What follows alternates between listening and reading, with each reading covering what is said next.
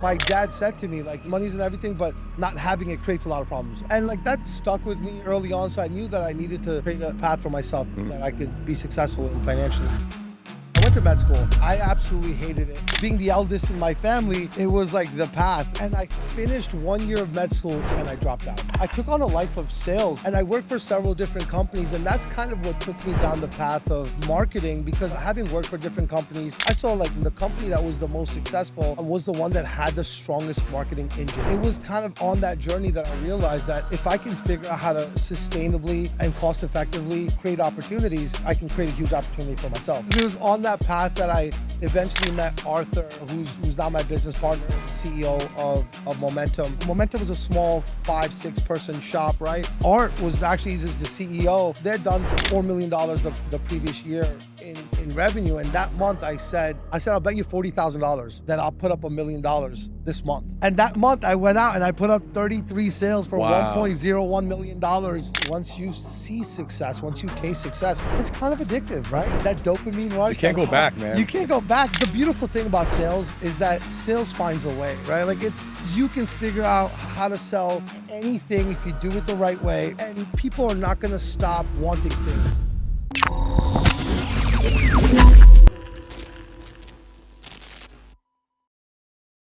There's nothing like being home. Just shot a banger, another banger. There's bangers after bangers. The shit doesn't stop. So make sure you don't miss that episode. Shout out to Ringba. Ringba's doing big things in pay-per-call. We're gonna blow up pay-per-call with Ringba. We got the pay-per-call revolution book, which is changing people's lives, providing tons of value for the community. Make sure you're reading the book. Shout out to the Affy Award, my man Darren Blatt, New York City, right across the river. LFG Show is nominated for Best Podcast of the Year. Fucking pumped up. We've only been doing this a few months, but the love that we're getting, our DMs, when I travel all around the world, around the country, there's nothing but pure love out there. It makes me feel good. Give me that warm and fuzzy feeling. If you like what you're seeing, you're getting a lot of value out of this, make sure you like, you comment, you subscribe. We got a lot more fantastic stuff coming along the pipeline. The stuff that'll move the needle for you like it has for me. So get your fucking seatbelts buckled. We're gonna bring the fucking heat, and let's fucking go, baby.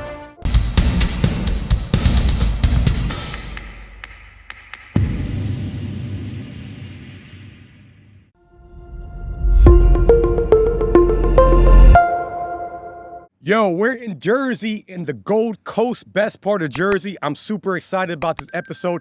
I've got someone who I've become close with the last, man, I've known you since like 2016, I think. Yeah. It's crazy. And man, there's so much to talk about on this show. I'm here with Sheik. He's a Chief Revenue Officer for Momentum Solar, also an owner of Momentum Solar. If you don't know, Momentum Solar is one of the top, I'd say top 5 residential solar companies in the nation, privately right? held, yep.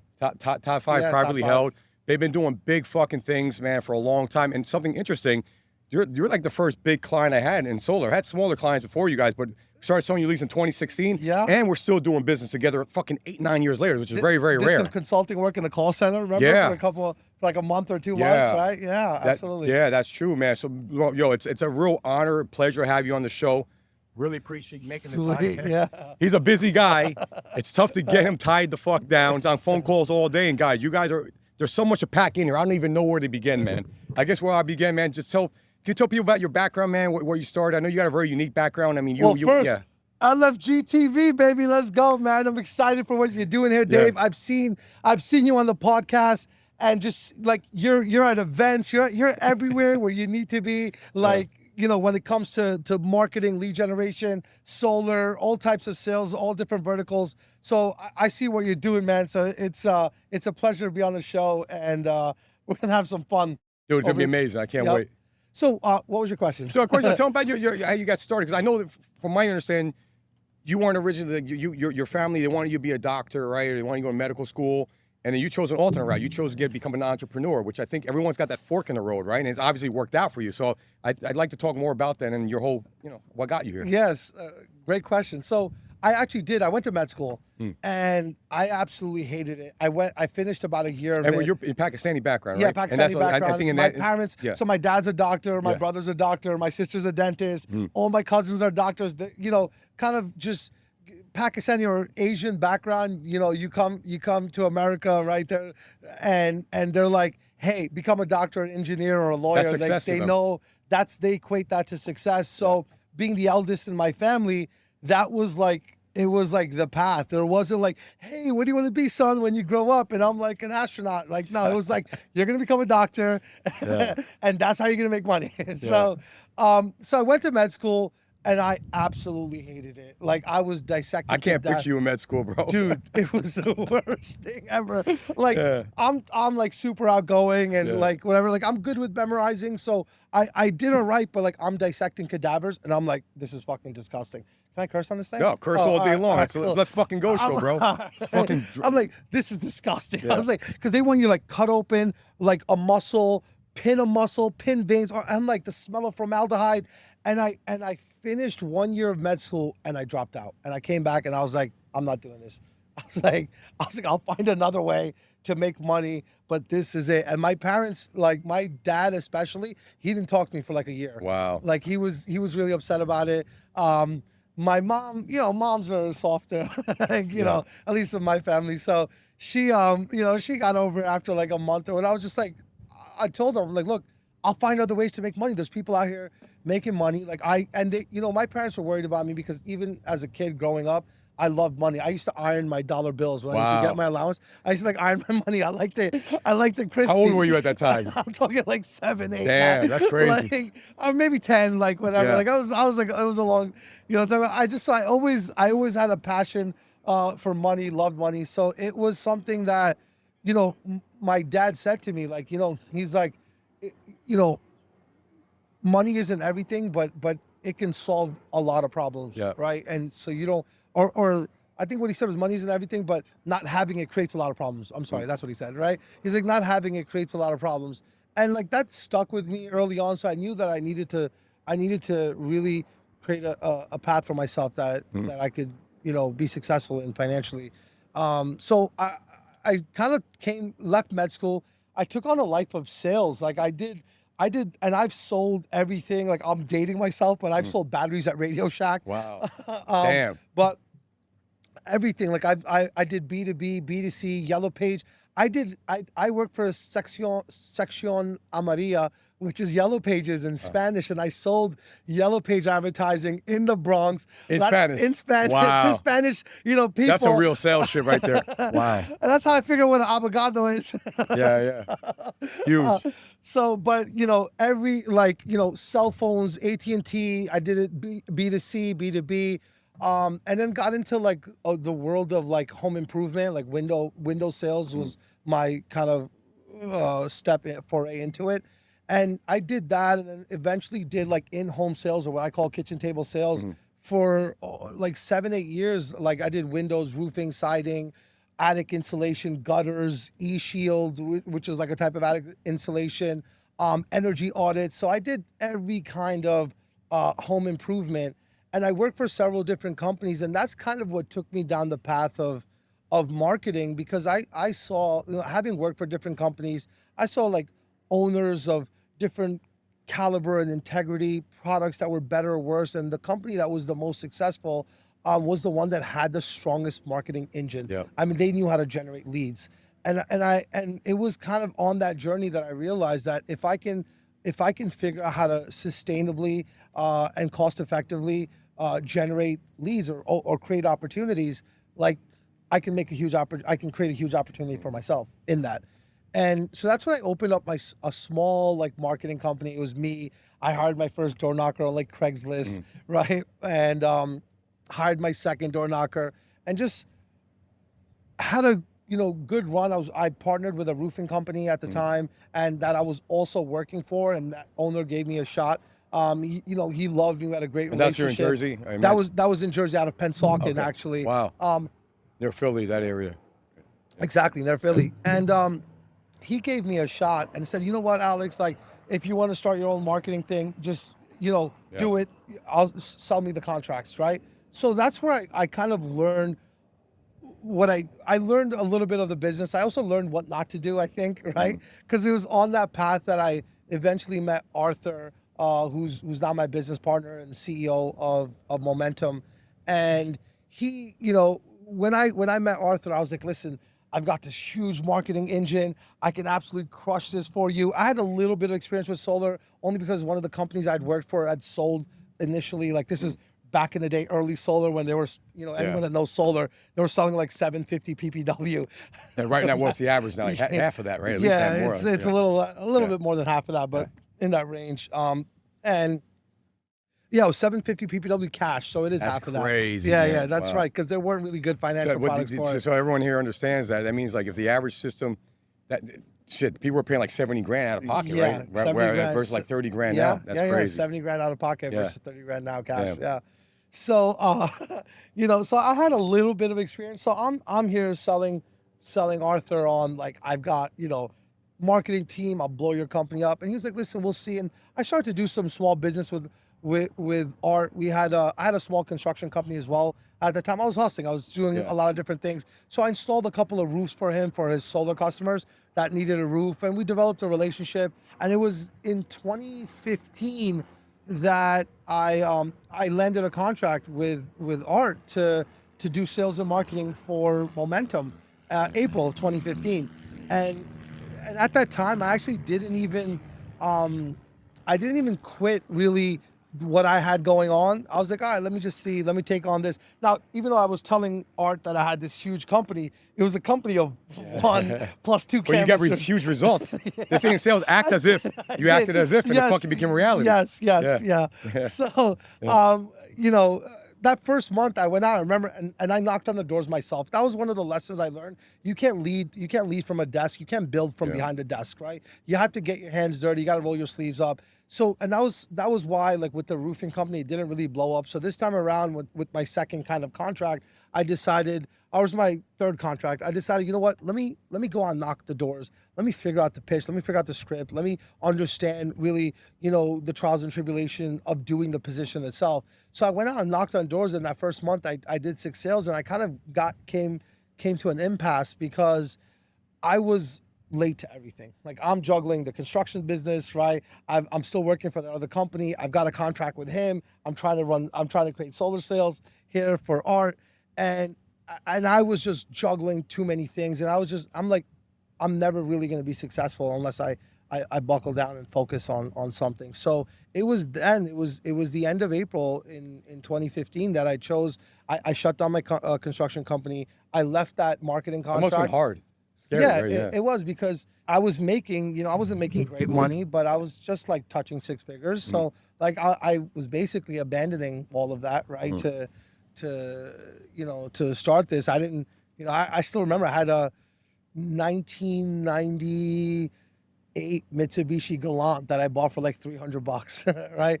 I've always been bad with money. So it's, even with 100 grand, I just spent so much of it. Like it was like I was broke. Like I didn't feel like some people would say 100 grand. Wow, that's a lot. Like, it's nothing to me. Especially here in Jersey. Yeah, here in Jersey, and you've never been out to eat. Well, you've been I've been out to eat with you, of course. So actually, he's a very exuberant person, if you can't tell. Wow, we should cut some of those videos we have with you inside. He goes all out. So I'm terrible with money, so it wasn't, the 100 grand wasn't doing anything for me. And so I quit all that. I shut down the construction company. I left the 2 marketers with the owner of the roofing company, and I was like, I'm just gonna do this, right? Yeah. So that second month, right, in May, I went out and I'm knocking doors. I'm trying to hire people now, trying to bring on some of my friends, and that doesn't work out great, honestly. Yeah. But trying to bring on some friends early on, and all that full month of effort, I only did 8 sales. Wow. And I'm like, oh shit! Like, I quit everything for 2 extra sales, right? And I didn't give up though. I'm like, no, there's gotta be a, there's a path here. I knew there was a path here. And that third month I did like 17 sales. Wow. By myself. And you want to hear a funny story actually? Yeah. So that third month, July's my birthday month, right? Wow. So this is now June. I did 17 sales, and Momentum had never, Momentum was a small 5-6 person shop, right? And Art was actually, he's a CEO now, and he was an owner then, but I mean, he was running all the appointments. Like it was a really small shop. So they hadn't, they had done $4 million the previous year in revenue. And that month I walked into Art's office and I said, hey, I'll bet you that I'll put up $1 million this month, right? And how many sales $1 million? Like it's like 32, 33 sales. Okay, it's like about a $33,000, $34,000 Huge. average ticket price. Yeah. So it was like, I'll bet you I'll do $1 million this month. And he ignored me. And he's on his phone. He was, he was busy doing whatever. And I just sat there and I stared at him and I waited for him. And he looked up. He was like, I'm like, it's a bet, right? Like, I'm sorry, I forgot. I said, I'll bet you $40,000. Wow. That's what I said, right? Talk about a way to get someone's attention. Yeah, I said, I'll bet you 40,000. So I'm like just staring at him, waiting for him to respond. So he finally looks up and I'm like, it's a bet. Like, you could just deduct the $40,000 from monies owed, right? Like, I'll pay my dues, right? Like, but let's do this bet. And he like did some math and he was just like, I can't do 40,000, but I'll bet you 20 grand. And I was like, you're on, right? And that month I went out and I put up 33 sales for $1.01 million.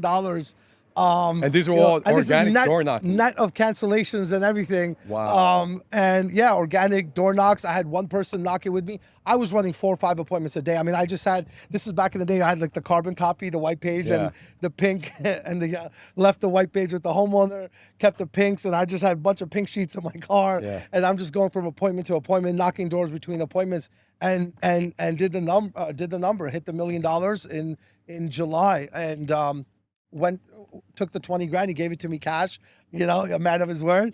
And I went straight down to Atlantic City, blew it all on blackjack. Actually, that weekend, lost the whole 20 grand on blackjack.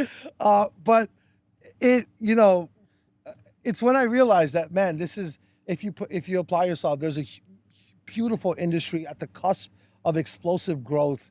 And it just people aren't educated. They don't know what solar is. They don't know what it's about. If you can just get the word out there in the right way, like, sky's the limit. And not only that, solar right now back then it was more taboo. There weren't a lot of people doing it. I mean, the Jones effect is real. If you see a neighbor do it, then you're more likely to do it, right? But so to do 33 sales, there's people. I was somewhere last week with a former client of mine that has a solar company, and I mean, I think they're looking to do 8 to 10 sales. And I want them to hear this shit. 33 sales in 2015. That's incredible, man. So hats off to you. And what do you think how were you able to outproduce everybody? Was it a burning desire? What the fuck was it? I mean, I think it's like your whole career prepared you for this. I mean, you were in the right place at the right time.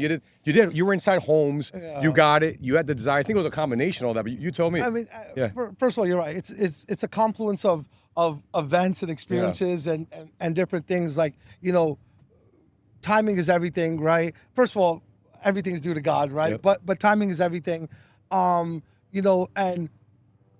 Arthur, getting his feet wet in this business, trying to understand it, basically selling all referrals at the time and stuff, and wanting to expand his business. Me coming in with a background of kitchen table sales. I've been doing it for, at that time, almost 7-8 years, right?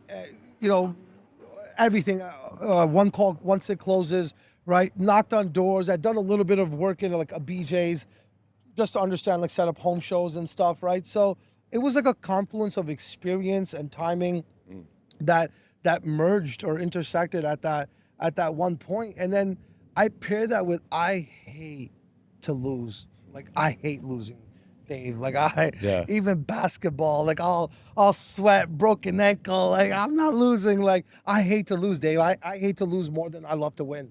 Honestly. And that, to me, was like, I left everything behind. Like, I owed my parents, and not money, like, just like psychologically, I owed them a win. Like, I'm their eldest son. They immigrated to this country. My dad worked so hard. Like, he had a degree in pharmacology, so he was a pharmacist when he came here, and then he went and worked as a pharmacist and put himself through med school in DR in Santo Domingo in Spanish, because back then there weren't English classes. So he learned Spanish and did med school in Spanish, right? And these people put everything out there to give their kids a better life. And, like, I owe that to them. I owe that to myself, right?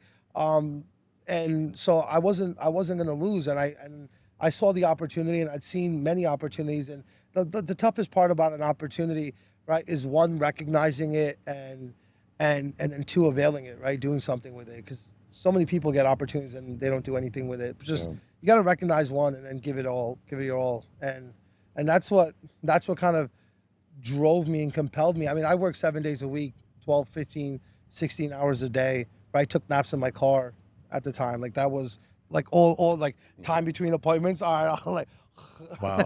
take a nap in the car. And so it, you know, it drove me to just do it. And then once you see success, once you taste, I mean, listen, Dave, I've seen you come a long way. I'm sure you could relate. I appreciate that. Yeah. Once you see success, once you taste success, it's kind of addictive, right? Like that dopamine rush. You can't go back, man. You can't go back. You just like you're not gonna go from like a Lexus to a Toyota or a Mercedes to a Lexus, right? Yeah.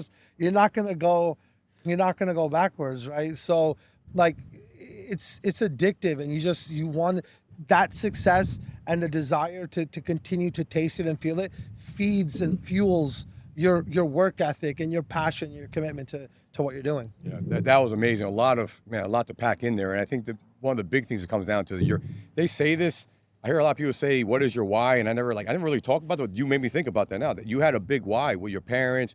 We wanted to make money, and I think it all came together for you. Is what it comes down to. Yeah, I mean, listen, it was being able to do that. You know, my dad, even though he was a doctor, he was like very conservative. Yep. Like, didn't believe in debt, didn't use credit cards, like, you know, paid for everything cash, like old school, very conservative. Like, you know, always drove a Toyota Camry. Like, it was a great feeling. I bought my dad his first Mercedes that he ever drove in. It's been an amazing feeling.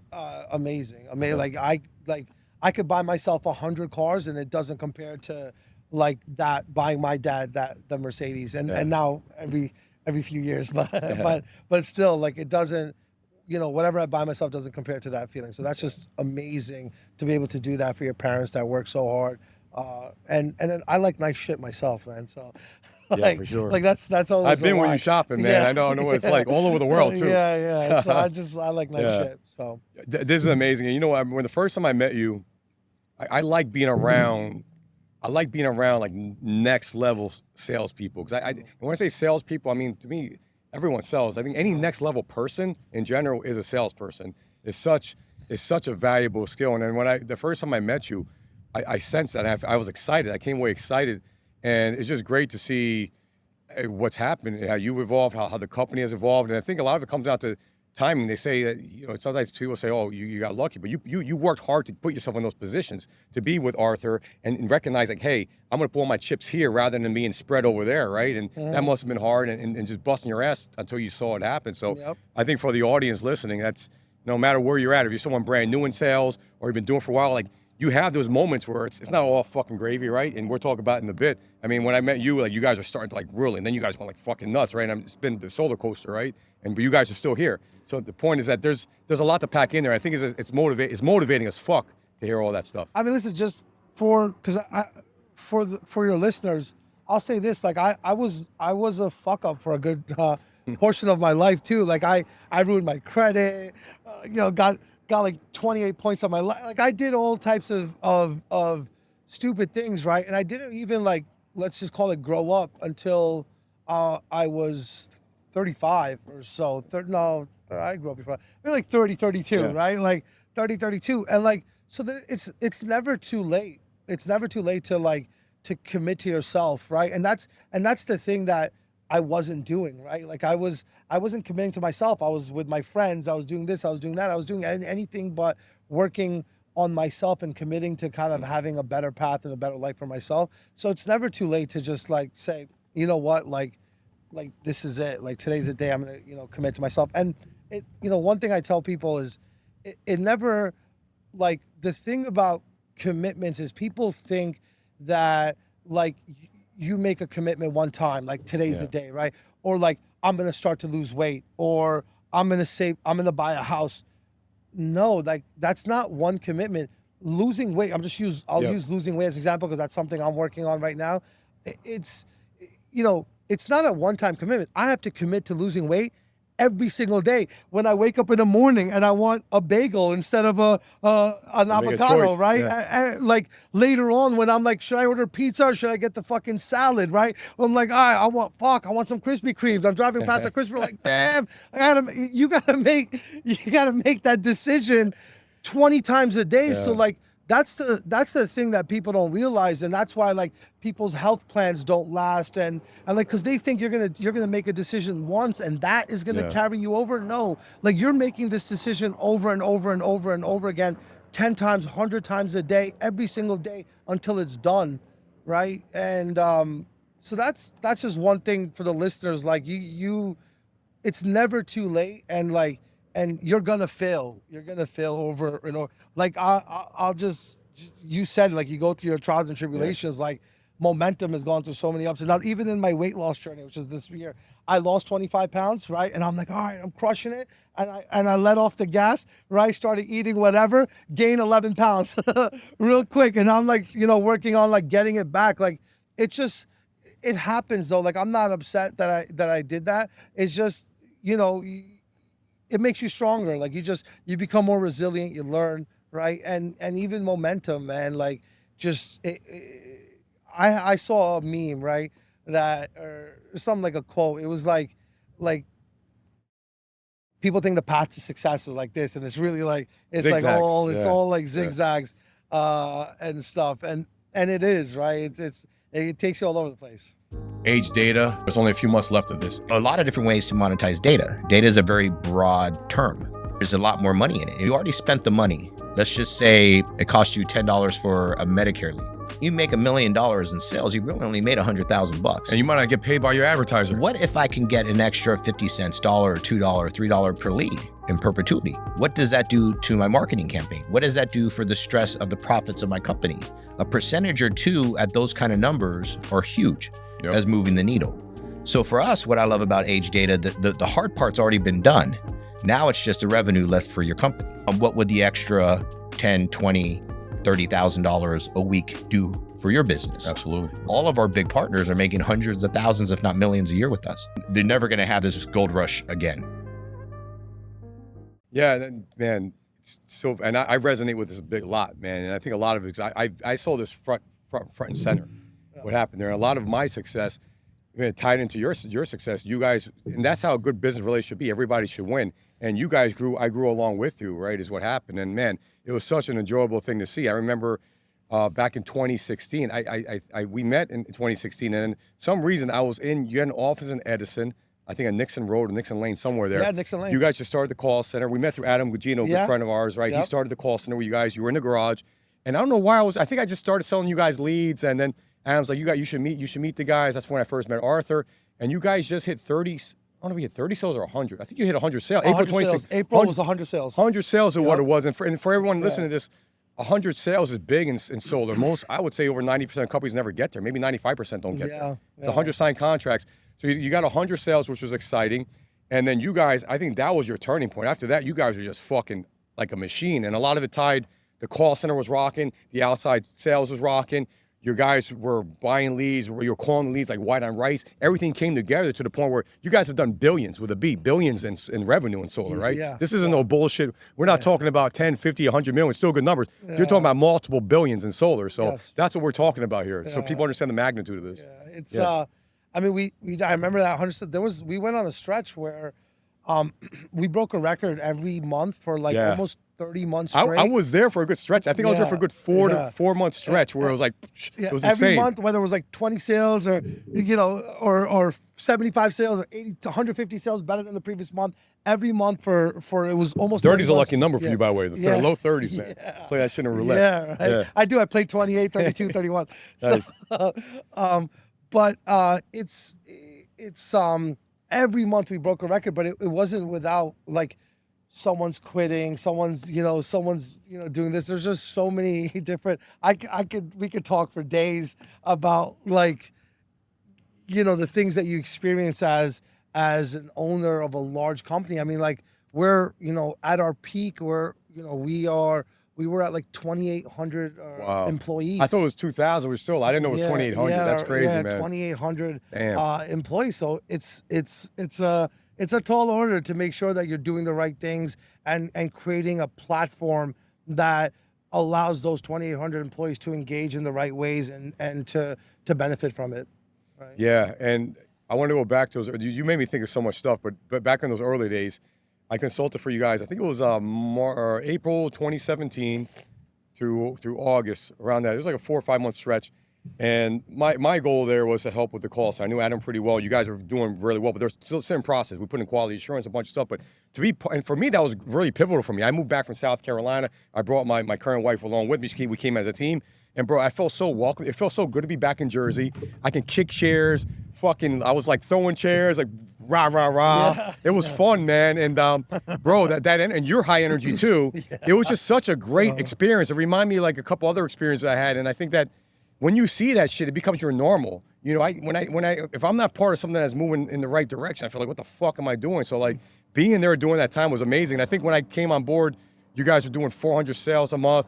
By the time I was out of there, it was like 800, 900 sales a month. And I think you guys got past a couple thousand. I mean, these are stupid numbers, man. Big fucking numbers per month. Yes. Yeah. I mean, just like last year, we averaged about just under 2,700 sales a month. Man, those are big numbers. Yeah. You know, it was fun. Like growing a business can be a lot of fun, especially when you're winning. Yeah. You reminded me of just some of the stories. I remember you.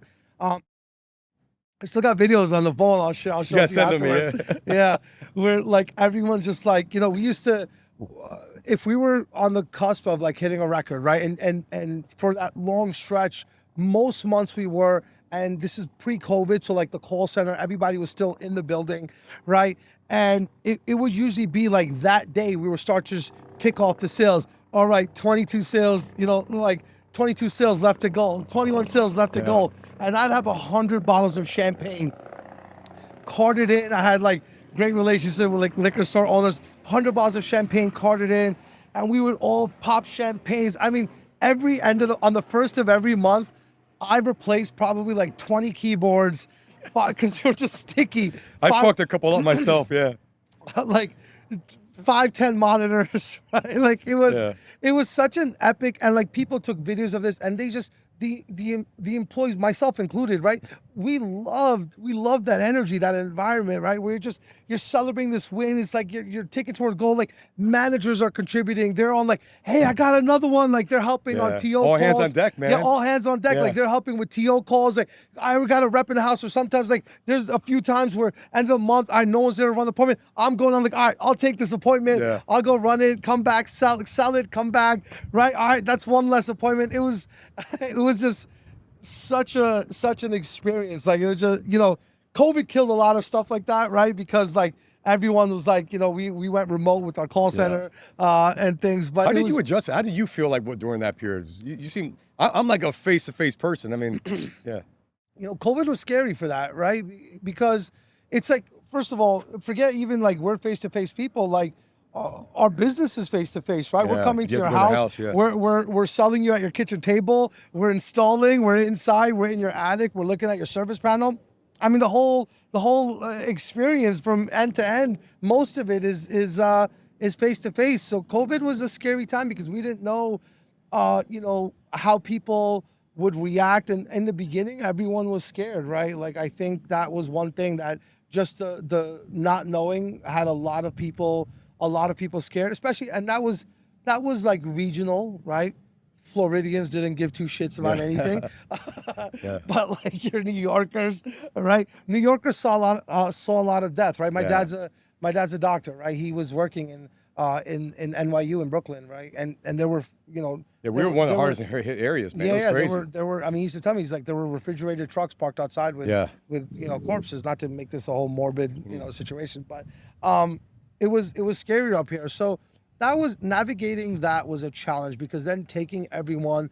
First, we tried to like space people out, but like we were already at capacity in a 60,000 square foot building. We were elbow to elbow, like you know, not literally, but just about. So there wasn't even like you couldn't even space people out enough in there. So we had to go remote, and that's where management really comes into play, right? That's where having training and developing the right management team and having the right software, right? So that you can create visibility into, you know, the efforts and the actions of the people. Because, you know, call center, like we managed it through dials and conversions, and it forced us to become meticulous in in understanding metrics and KPIs and living and breathing off of them. It's one thing like you're in the office, you feel the vibe, you look around, everyone's on the phone, so you're like, all right, everyone's working, right? Or you see someone doing nothing outside on their 7 cigarette break. Doing? Right. You're like, all right, so it's easier to manage. But now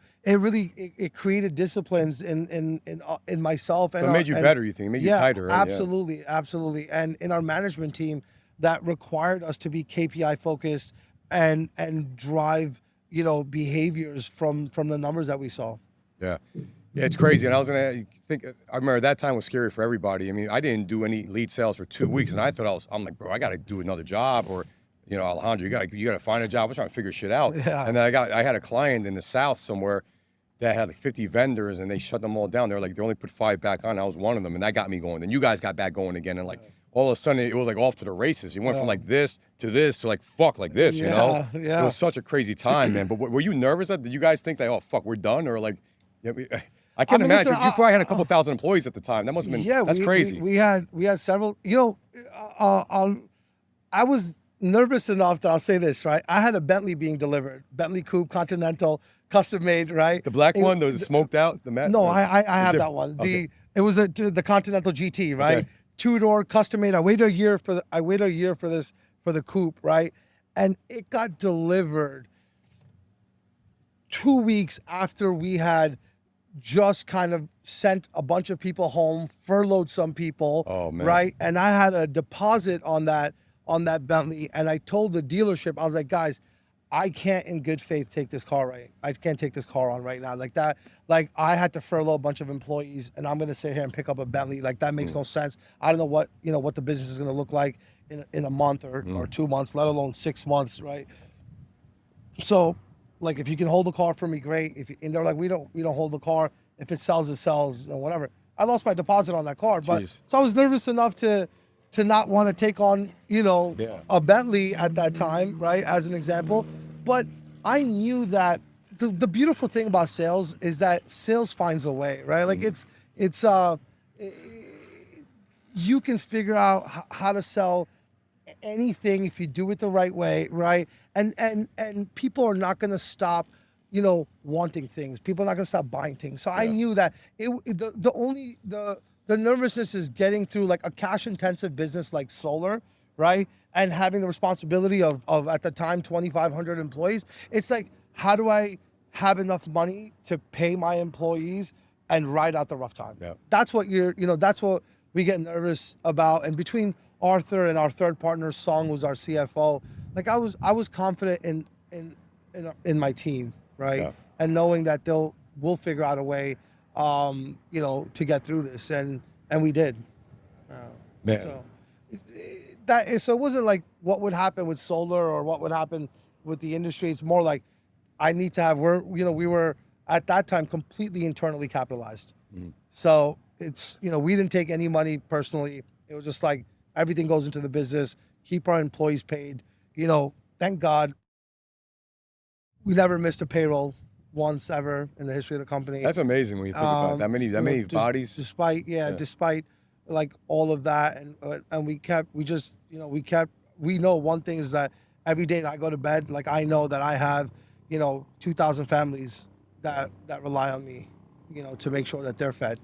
And you said so much stuff there. And one thing I want to talk about too is that there's 2,000 families, right? You have 2,000 employees. You're really impacting 4 or 5x, 8,000, 10,000 people, right? One thing I remember when I was there, and that was different. Probably, you guys probably changed so much since then, because that was the crazy scale-up phase, right?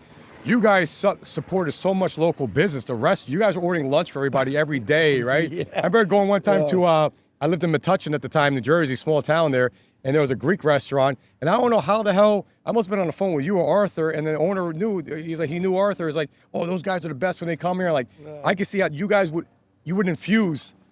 So you would help the local economy out, man, so much. And it's like, and not just the local economy, you have people, you're in different states, so you're helping out places you've probably never been to, man. So that's the beauty of small business. Like when it's done that way, you make such a fucking impact. Yeah, like we supported for sure. I mean, like just being in like one of our offices when we grew, Metuchen, we did like just a simple thing like ordered food every single day. Like we were, ordering food, like the towns. What was the food bill like?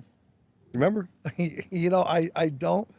You know what? I love that because you got such an ROI, right? Why the fuck people gonna take lunch breaks or whatever, right? Yeah. You're humming, man. Each sale's worth it was such a big ROI. We'll feed you. I mean, it had. It was lunch. It was dinner. It was lunch, lunch. Breakfast. You guys didn't give a fuck. We didn't. Like whatever it is you need. Like keep working. Like and they took their breaks too. Like we weren't like we had guys that sometimes they'd go. Like I remember we had this one call center person. Kid made. I still remember, like, he came to me, right, one day, and we had taken them all out to Harrow's pool party. Right, I remember that was a classic party. And he came to me and he cried. Like, this guy was like 6'5". Used to play. I know you're talking about. Right. Yeah. And came and he cried, like my whole shoulder wet, like cries, like you changed my life, like my mother thanks you, like she never thought we would have the things that we have today and stuff. And like a few months later, like he came to work with an M6, right? Like bought an M6 for himself and used to drive that to work every day. And the reason I thought of him is like he used to work 12 hours a day, but he'd leave for 2 hours, right? Yeah. Just to go blow steam, hang out, do whatever he does, probably smoking weed, like whatever, right? Like whatever he was doing to make, and then he'd come back and work and I didn't, like he's a producer. He's a producer. Producers right? get different set of rules at the end of the day. Yeah. Right. Like here's our hours of operation. Right. There's legal times where you can call people. As long as you're dialing within these times, right? You want to come and go. Like so, it was like a really cool. It was a really cool environment because he was producing, but it allowed people like we did. We just like we'll feed you. We did contest prizes. You know how many people I've sent to Italy and Greece and Mexico, forget it, so many times, the Caribbean so many times, like just TVs, iPads, so many giveaways because it's like, hey, you're working hard, like let's all have fun. Yeah. Let's all have fun. I love it. And that makes you guys won at one point. I think one of the things that I like a lot, you guys won best work environment. I don't know, 2021 or best workplace. Inc. Best workplace. And you're not only Inc. You guys made that so many years in a row. I think one year where you're like 50 something or 40, some really crazy high rank. Yeah, we made Inc. 500 almost like 5 or 6 times. And guys, that's hard to do consecutively because each year the bar gets higher. And I did it 3 years in a row, and like it's fucking tough. Yeah, especially when you put in those kind of numbers. Yeah, it was at scale. We were still hitting it, so it was fun. Yeah, so that's great and that's why I know we're focusing a lot on sales because everything is sales at the end of the day. Yeah, it doesn't matter what your title you are, you got to know how to sell, and the sooner you get to learn how to sell, the sooner you'll be able to hit your sales goal. I mean, your goals, your financial goals, and at the end, I think also the money is also about freedom. Yeah. And I think like you always work. I work hard. We're very similar that way. I get here, you're on phone calls, but you enjoy what you do, man. It's obvious. It's like it's not working for you, right? Because it's like, not. And you're mentoring people. I'm hearing you say shit. Like, bro, you remind me of me, and we're talking about like you're talking to your EA, Ms. Mallory. Yeah. And I have my man. They're protecting our time. Yeah. All this shit you're saying, like it's so great to hear this stuff. People don't think about that. And to get to the level you're at, you got to protect your time. You got to have the right who's on your team to help you, get to those levels. I mean, that's what I was telling. I was like, Mal, you got to protect my time. Like I'm not. You got to move these meetings to this day, that day, and prioritize kind of what's important, what's urgent, right, and what needs me, what could get done by someone else, and that's what a good, administrative assistant does. Absolutely. Cool. So the next thing I want to say is about with solar, right? We talked about the solar coaster. I have a company, Solar Direct Marketing, started in 2016. I was like, every year, grow. And then we had our first downturn probably, it was fourth quarter of 2022, first quarter of 2023, around that time. And it hasn't really been the same. We had some ups and downs. A lot of companies going out of business. I think I read last year, 250, 300 companies went out of business. This year, Titan just went out, which is crazy, right? They were like number one for the longest time. Yeah. So why do you, I'd ask your partner Arthur this, I want to get your opinion. Why do you think so many other companies have gone out of business? And what has kept you not just surviving, but thriving in this environment? So the answer is it's similar and a little different. I mean, it's been a tough economic environment for solar companies, especially because, rising interest rates, a lot of homeowners are getting solar from, and I don't subscribe to this methodology, but it has caused, issues, right? Where it's like increasing cost of capital has made it challenging for solar companies, made it challenging for reps to be able to go out there and sell higher interest rates. And these are reps that are, focused on not the long-term savings for solar, not the long-term benefits of solar, but more the short-term, hey, I can get it to you at this price today. And that's why I think they were affected more by it. The other thing is there were just some, large companies that defaulted, right? Like, it was called Power Home Solar, which changed their name to Pink Energy. The Carolinas, yeah. Right? And they defaulted on Sunlight, like a huge dollar amount, which left Sunlight holding the bag for like tens of millions of dollars. So what it did is it caused like companies like that, because solar was, a lot of these smaller companies, thrive off of capital advancements, right? So they're getting 30 to 50% advances on sold projects, but they're sold but not installed, right? And there's cancellation. Yeah, once you sign the contract, once there's you tiers, sign the right? contract, there's tiers, and once you get permit approved, right? But those are at-risk projects still, right? These are projects that still have, a cancellation rate attached to them. But now you're getting advanced all this money. So a lot of the financial partners in solar stopped advancing money to companies. What that resulted in is a loss of capital for these organizations. So companies that weren't self-sufficient, that weren't fiscally prudent, that did not have that did not make the right decisions in the right time, they just buckled under the pressure. Like, Titan said, like, hey, we tried to raise capital on multiple occasions and we're unsuccessful, and we just can't afford to keep our doors open. And I've seen several companies, Suntuity, Sungevity, Vision, big names. These are companies that are doing 200 to 500 million plus a year. I think Titan was doing $1 billion at one point. Titan was doing big numbers. Fucking crazy. Yeah. The other companies were smaller than Titan, but still significant sized. And they did not have the financial sophistication and did not enact austerity measures, quick enough. Like we went, like when this happened, like, you were joking about like buying food all day long. Like we're not right now. Yeah. Right? Like we're not buying food all day. We were, rampant with travel expenses, or like careless with travel. Your parties were insane too. Parties Crazy. were insane, right? Pool parties in Vegas were fucking fantastic. I got some video footage of that. Can't show those on this. But just leave it up to your imagination. Yeah. But we started making smarter decisions, right? We started becoming more responsible with our money, and just becoming more efficient. We changed our financial products and to provide better value for our reps, better value for our homeowners. So we made a lot of changes and cut costs to the greatest extent. We got rid of our fleet. We had 800-900 vehicles. Like, wow, I forgot about that. Right, we sold the majority of them just to make sure. So we made decisions like that fast enough. Shout out to Song, our CFO. Yeah, I was thinking about it. He probably was at the forefront of all that, right? They absolutely, because I'm the spender. I'm not. They're just like, Alex, you can't do this. That's why you have to have a good team, a team of who's that complement each other. Correct, right? Because otherwise, I would have drove us right to bankruptcy. Right? But you're driving the sales. I know how to drive sales, but I know how to drive sales. I'll bring the money in. How to keep it? Sounds what like to me, do with it. And my team, Yeah, I'll bring the money in. How to keep it? What to do with it? That's on that's on Song, and art plays a part in that as well. But just having the right team, right? And we complement each other, right? Like I don't think that I'd be here without Art or Song, and I can say it for them as well. They wouldn't be here without me or the other, right? Like the three of us, like we each have a different role and in the business, and we do our role really well, and we work our balls off to get it done, and that's what works. Great answer, and that's really, I think you summed it all up. And for me, having worked with you so closely and knowing you guys for so long, I would say one thing too, and it ties back to the sales aspect. I mean, first of all, before we go into sales, that complementary leadership team, right? You got the one that's driving sales. That's why you're a CRO, right? You got the CFO. He was in JP Morgan, right? No, Morgan Stanley. Morgan Stanley. He was in the renewable energy sector in Morgan Stanley for a decade. He co-underwrote the IPO of Sunrun. He had secured like the Sun Edison Vivint deal. He was one of the bankers behind that deal, which eventually fell apart. But still, so he had a lot of experience in this space, in raising capital, in valuations.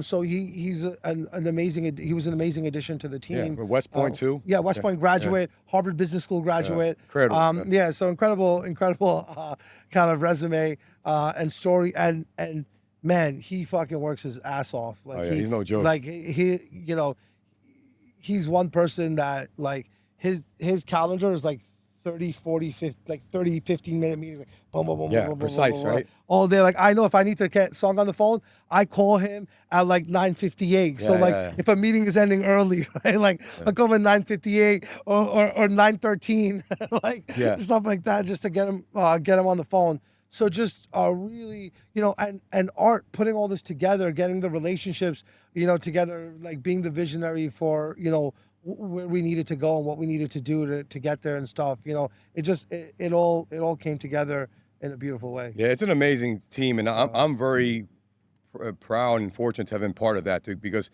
you become like the people you hang around, right? And we spent some good time together, and just seeing is believing. I grew up in Newark, New Jersey. Liz, I grew up. There was at one point my family had food stamps. My mom lost her job, not that she wanted to, but she needed it for a period of time. Yeah. And then when you see that, you don't think making money's possible, but when you see people hustling and doing, you're like, wow, I can fucking do it too. And I want to talk next about this area that we live in. I call this the Gold. They call this the Gold Coast. The Gold Coast, right? yeah. So I grew up in I know you grew up in Jersey City. I grew up in Newark, right? It was like really like blue collar, tough areas. Yeah. And I worked in Englewood Cliffs in 2005 at Student Loan Consolidators. That's where I met Adam at, right? Yeah. And that was a call center that blew up too. Man, the owner made crush it over there. Sold at the right time, right place, right time. And that's where I learned how to sell, be in call centers and that kind of shit. And I would drive past this area. It was nothing like it is now. And like I always, this city, man, like would just, growing in Jersey, being the shout, and you always like aspire, right? These buildings just give you some inspiration. So I think Arthur moved here. I came here for like a New Year's party he had in 2017. You were here in the same building. Yeah. And then you moved here. And then I went to Soho over there. Soho, some fucking spa they got up there. And my buddy's like, Dave, this is your area. You need to live here. Yeah. Like, bro, you're fucking right. And then like a few months later, I moved here. You moved there, yeah. And just seeing this fucking city. We used to play laser war. Yeah. That was definitely illegal, man. Yeah. But anyway, seeing this fucking city, like right behind us, well, we would zoom in later on. You got the tallest building, the tallest residential building in the world right there. Yeah, right there. Right? Yep. Some guy bought the top floor for 150 million, 200 million. That's right. So you see this shit and it makes you think bigger, right? So you feel the same way, or like what prompted you to move here, and how does this to me, it's leveling up at the end of the day.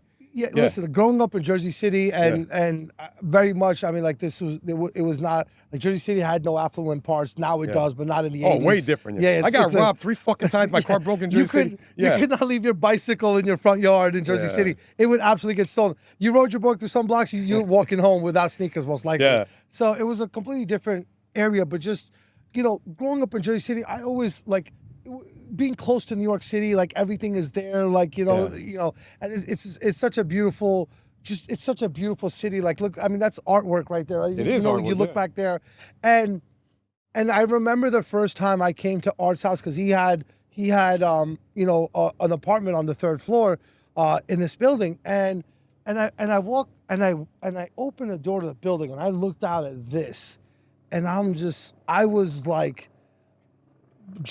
mouth open, right? Like I'm like, wow, like what a view, right? And every time I would come to his house, like that did not change. Like I would open that door and like look out his front window, and I'm like, wow, what a view. Yeah, so it was, and I'm like, I want to live in this building. So I got an apartment in the building, and I told the doorman, like I was at a great relationship with everyone that I'm around, right? No, you're very generous person, by the way. And I think it's paid you back in multiple ways, man. It's great. In multiples, right? Like I love doing it, but I 100%, it's selfless, right? But and I said, dude, if like one of the front units ever open up, like you gotta let me know. And one day, like he texted me like, dude, the penthouse just went up for sale, right? And I called the realtor and I told her, I was like, hey, the penthouse is going up in the market, get it. She's like, do you want to take a look at it? I was like, no. I was like, I don't even care what's inside. I was like, just get me the damn penthouse. I wanted, and then she walked me up here and I saw this view, and it was like, I was just like floored. I was floored by the view. And every day, I mean, I've had this. I told you I'm just going to start construction on it now, but like I've had this unit since I closed on this deal Jan 2020, and every day that I look out here, I'm inspired. There's just that's what motivates me. Like there's just so much money out there. Like what 0.1%, 0.0001% of it, and we'd be tens of millions of dollars, crazy, right? Like 0.1% of it, and you're like multi-billionaires, right? Like there's just, you look out there and you see what's possible, right? The buildings, like, you know, that have been built, the money that's sitting in those those towers and those condos. Like this is like, it's like being close to it just reminds you every single day of what's possible. I don't have a $110 million condo yet. I don't know that I'd want to live in a place without an outdoor space, but you know, I would love to be able to buy a $110 million condo, right? Or spend that on a condo or on a place, right? And so every day there's getting up. I saw, you know, my wife laughs because I wake up in the morning and she's still sleeping, and sometimes like she feels like someone's standing there, so like she wakes up, and I'm just staring out the window. In silence. It's like 6 a.m, sun's coming up. I'm just like staring out the window because it's peaceful. It's peaceful, and it just makes you think bigger. Like no matter how you had a great month, that's the thing in sales and running a business. You're only as good as your last sale, right? And you might have a record month, but you got to break that record, and it is what it is. And then it just keeps you going. But looking at this shit, like, what? Some motherfucker bought that top floor. Why can't I do it? He reverse engineered something or hit something, right? And listen, regardless what solar's going through right now, I think is a sign of consolidation. It's a sign of maturity. And the ones that have austerity measures in place and know what the fuck they're doing, they know how to sell. They're the ones that are going to survive, and they're the ones that are going to be the market leaders. You already are market leaders, but that's how you get to the next level. It's a cleansing. It's getting the noise out of the way. It's going to be the ones that have the right principles, the right business principles, that do the right things for their employees and their customers. Those are going to be the companies that are going to be around, and they'll be able to capitalize. Like I would love to be the largest solar company, profitable but largest solar company in the country, because I'm 100% sure that we will do it better than everyone else, and we will do the people that deserve to take advantage of these incentives, right? That deserve, right, to get the right experience. Like the federal government is not giving out money, but there's an incentive in place, right? They're supporting or funding it through our tax dollars. They deserve to be able to get a return on those tax dollars that they pay out. 100%. And I know we'll do it better. I know we'll do the right things for our customers. We stand behind our work. And just doing that, I've always said, if you treat your employees right and your customers right, the money comes. 100%. That's beautiful, and we can go on. I think we're gonna have to do a part 2 for sure, man. We gotta wrap this up. But there's so much I want to expound upon, and I think that another reason you guys have been able to withstand the test of time is that I see how you guys treat leads. You call the fuck. For me as a lead seller, and most of the audience, they sell leads or digital marketing. 90% of clients we sell leads who don't know how to work a fucking lead. You can give them the greatest lead in the world, and they're gonna fuck it up. They're not gonna call right away. Everything is about speed. You know, speed to call times, cadence, nurturing cycles, bringing it back. Like it's all. I mean, we could talk about that. But that's why you guys were a great partner, because you're one of the few that know what you're doing. That's why I would say, if I had to bet on someone withstanding the test of time, thriving during this environment, it's you guys, because you got the right leadership team, you got the right culture, you got the right speed to lead, you know how to buy media and do this, and you treat your partners right. And I'm an example of that. I've been knowing you guys 8 years, and we're still, it's a very rare thing, man. And man, we'll keep this going as long as we can. And I feel like this goes beyond solar. We've had conversations like that before. It's not just business. We become like real good friends. Our wives know each other. We've gone around the world all over with each other. You know, and that's going to continue. And that's the beauty. Jumped over top of a yacht in Greece. We jumped over top of a yacht, I mean, I've gotten nervous. I don't know if I did that shit. She did. She did. I did. And I'm not as good of a swimmer. So that was like scary. She beat Arthur in a race? Yeah, she beat. Oh, bro. That was great. I got footage of that. Super fast in the water, bro. She's a fish. She's amazing. Well, guys, Alex, a pleasure. This was amazing. We got to do a round 2. And we got to do one. We go out to dinner where you do your whole food review. He's a big foodie. He doesn't fuck around. Come eat with me. You'll see it. Come eat with me. Yes. Eat like Sheik on TikTok, baby. Let's do it. You need your own show, like, guys. He's hilarious, man. He's just he's a pleasure to be around. It's just fucking great to be friends with you, and I appreciate you being on the show, man. Yeah, absolutely. My pleasure, man. Dave, LFG TV. Thank you, everybody. Let's go. Let's fucking go.